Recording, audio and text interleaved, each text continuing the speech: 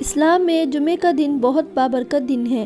عیسائیوں کے لیے اتوار اور ہندوؤں کے لیے منگل، اسی طرح یہودیوں کے لیے ہفتے کا دن محترم تھا۔ مگر فرق اتنا ہے کہ اسلام میں صرف ان لوگوں پر جن پر جمعے کی نماز فرض ہے، جمعہ کی پہلی اذان سے ختم نماز تک دنیاوی کاروبار کرنا حرام ہے، جو نماز میں داخل ہوں۔ عورتیں، بچے، مسافر اور بیمار لوگ اس حکم سے علیحدہ ہیں، کیونکہ ان پر جمعہ کی نماز فرض نہیں ہے۔ لیکن یہودیوں اور عیسائیوں کے ہاں ان سارے دنوں میں دنیاوی کاروبار کرنا حرام تھے، اور خاص کر شکار کرنا سخت جرم۔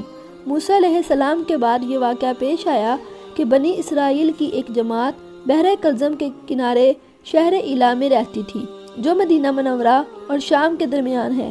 یہ لوگ مچھلی کے بہت شوقین تھے۔ رب کی شان یہ کہ ہر ہفتے اس دریا میں بے شمار مچھلیاں نمودار ہوتی تھی، یا تو ان کے امتحان کے لیے یا اس مچھلی کی زیارت کے لیے جس کے پیٹ میں حضرت یونس علیہ السلام رہتے تھے۔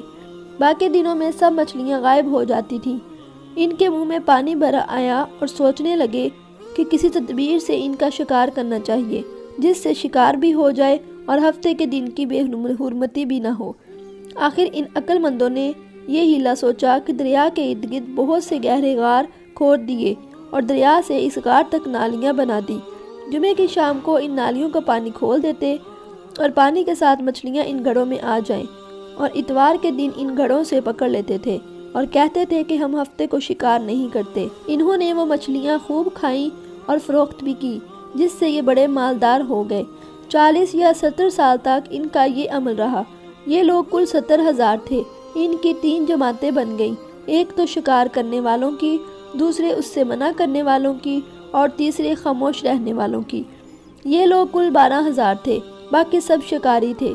جب شکاریوں نے ان کی نصیحت نہ مانی تو انہوں نے اپنے اور ان کے درمیان ایک دیوار بنا کر شہر کے 2 حصے بنا دیے اور کہا کہ ہم ان کے ساتھ نہ رہیں گے کہ ہم پر عذاب نہ آ جائے۔ یہاں تک کہ داؤد علیہ السلام کا زمانہ آ گیا۔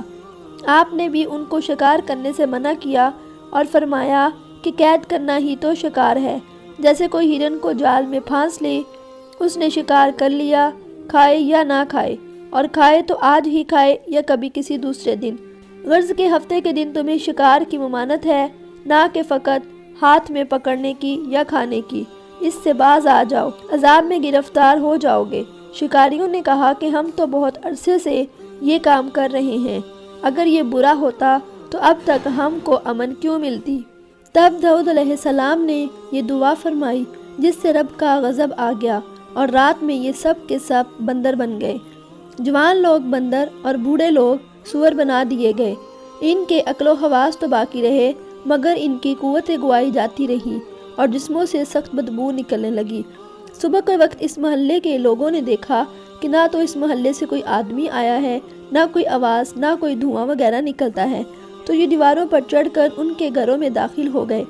وہ بندر ان کو دیکھ کر ان کی طرف دوڑے اور ان کے قدموں سے لپٹنے لگے اور ان کے کپڑے سونگھتے اور رونے لگے۔